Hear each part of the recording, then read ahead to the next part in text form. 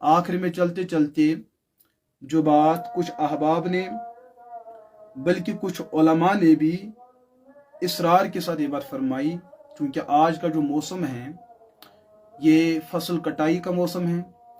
चाहे अखरोट तोड़ने का मामला हो, या सेब उतराई का मामला हो, या धान काटने का मामला हो, सब्जी तरकारियाँ काटने का मामला हो। इसके अलावा भी चूँकि ये फसल जो है, ये मौसम जो है, ये ज़मीनी पैदावार हासिल करने का मौसम है। इस हवाले से चूँकि अहले इल्म जानते हैं ज़मीन के पैदावार से मुतअल्लिक़ शरीयत ने हमें उश्र का मामला तय फरमाया है।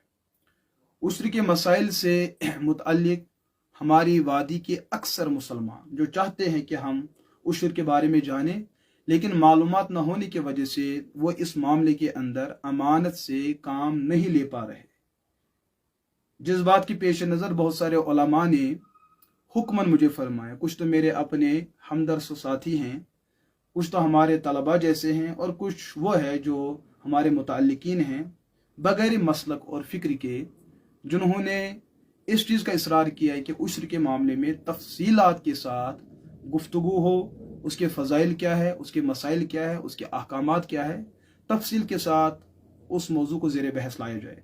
अल्लाह ने ज़िंदगी रखी, इंशाअल्लाह कल से मसाइल उश्र और फ़ज़ाइल उश्र को तफसील के साथ ज़िक्र किया जाएगा।